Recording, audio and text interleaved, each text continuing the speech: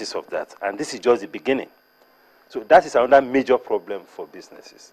And of course, we have seen the resurgence, apparent resurgence of this terrorism affecting some parts of the country and so on and so forth.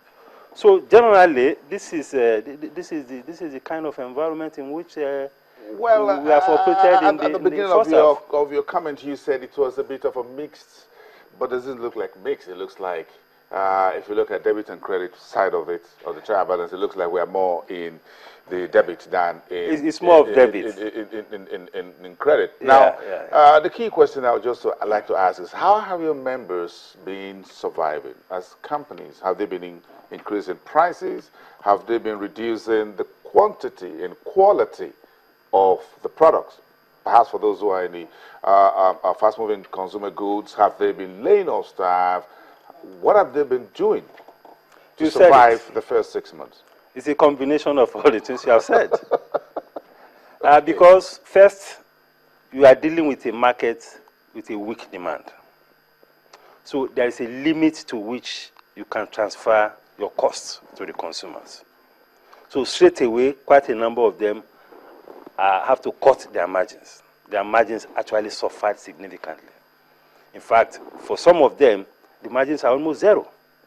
But they need to keep their processes and systems running, you know.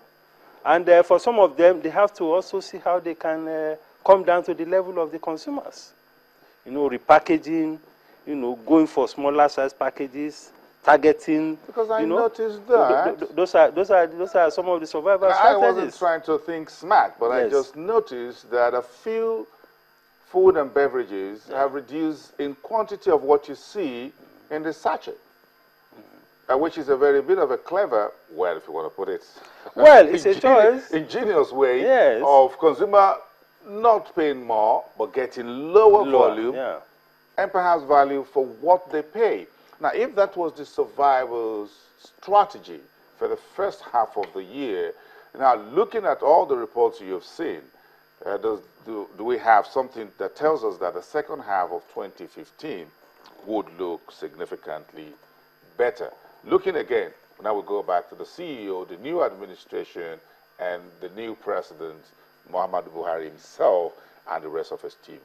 You see, one of the challenges that that was encountered in the first half is the challenge of policy uncertainty. You know, we have uncertainty with regard to major policy thrust of government. Even though in the manifesto of the APC, I mean, it has been outlined there what are the key things they need to do. But the manifesto is different from policy statements when the party is in government. That we are still waiting for. We are waiting for clarity in the area of monetary policy, clarity in the area of tax policy, clarity in the area of trade policy, tariff policy, the common external tariff, the power sector reforms, the oil and gas. You know, all these things, the fact that there is no clarity in the policy space is creating a lot of problems, you know, for investors. You know, a lot of people are now being very cautious. So we are hoping that in the second half of the year, this element of uncertainty will be removed. We expect clear pronouncements, policy pronouncements at the macroeconomic policy level and at sectoral policy level. As it is now, we don't even know who to engage because you don't have ministers. So even at the sectoral policy level, there are a lot of things that are still unclear. I was listening to, was it a comment from the APC, talking about, jettisoning the PIB or something. I read a report like that. Yeah, it was in the newspaper. It wasn't so clear to me. I mean, these are some of the confusion. So there's a need to come with better clarity.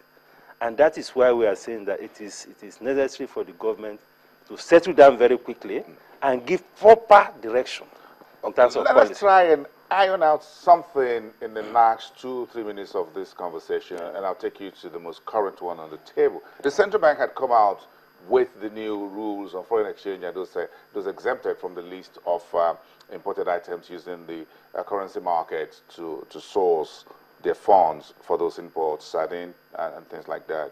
Now, the argument of the central bank is, why don't we get the companies within your Chamber of Commerce and the broader one across the country to be more productive locally if they can get some of these items produced? Now, for me, that policy is not sustainable. Because first, it's going to create a lot of distortions in the economy, and we are beginning to see it. It's already widening the gap between the official market and the parallel market. My question is, will it help? No. If we can produce fish here, do we need to import fish with foreign currency? Yes, I'm coming to that. You see, if you look at the list, I've heard the CBN and some of those supporting the policy talk about toothpick, talk about rice, but the fact is that you have some intermediate products on that list. Some product that you need for further production, even in manufacturing firms. So there's an urgent need to review the list and remove those elements that you even need for purposes of production. So in your opinion, that 41 items list should be reviewed? It has to be reviewed. By the central bank? It has to be reviewed, and the whole idea of trying to ration Forex has not actually worked in this economy. But why won't you have to ration what you don't have? The money is going down very rapidly and money is not coming in. So what do you do if the rain hasn't fallen? You have a bucket of water, you got to ration it. There are methods of rationing. You can ration through the market. You can ration administratively. You have to look at these two options. Otherwise, you are going to create a whole lot of crisis around the foreign exchange management. How do you want the central bank to do the rationing, administratively or through the market? Through the market, possibly. You see, the closer the FX rate it is to the equilibrium. You won't close this gap if you don't do something administratively as well. You know that. Because how do you just close all segments of the market if you don't do something administratively? No. Yeah. So if you leave the market to express itself. Yes. With minimum interference in the market. These gaps will begin to close. No, that sounds very difficult. Now, you have to move close to equilibrium. So you want the central bank to leave the market to behave the way it likes? Not the way it has to be guided. No, there's a structural problem with the fiscal space. Now, you can't just leave the monetary space to do that. And that's a big problem. No. That is not it. That is not it. You see, if the CBN will have to intervene in the market. Yes. It has to intervene in a way that it will not cause a major distortion in the market.